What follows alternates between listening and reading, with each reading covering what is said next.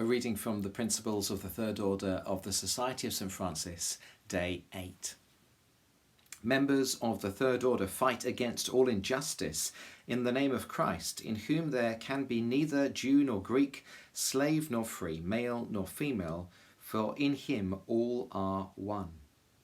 Our chief object is to reflect that openness to all which was characteristic of Jesus. This can only be achieved in a spirit of chastity, which sees others as belonging to God and not as a means of self-fulfillment. So how do we reflect that openness to all that was characteristic of Jesus? I think the principles are really helpful here, and they tell us it can only be achieved in a spirit of chastity that sees others as belonging to God and not as a means of self-fulfillment.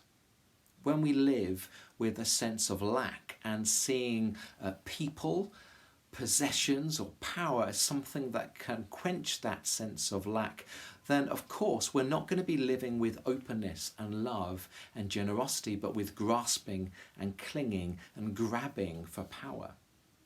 I think the only way that we can live with this openness that was characteristic of Jesus is by finding our sense of fulfillment in God. And yet that's a difficult thing to say as well, because God is not some object that we can grasp and quench our sense of lack with. God is not a means to our self-fulfillment. But to find our fulfillment in God is not to gain something that at the moment we do not have.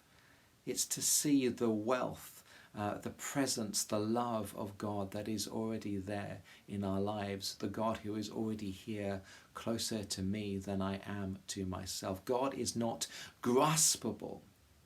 God is love, is spirit, is life, but God is already here and all things are ours in him. When we have that sense of richness, fulfillment, love and joy and life in God, when we see the wonder that is here now in this moment in God, then we no longer need to grasp or cling, and we can live with that radical openness that we see in Jesus. May he give us the grace to live that way today.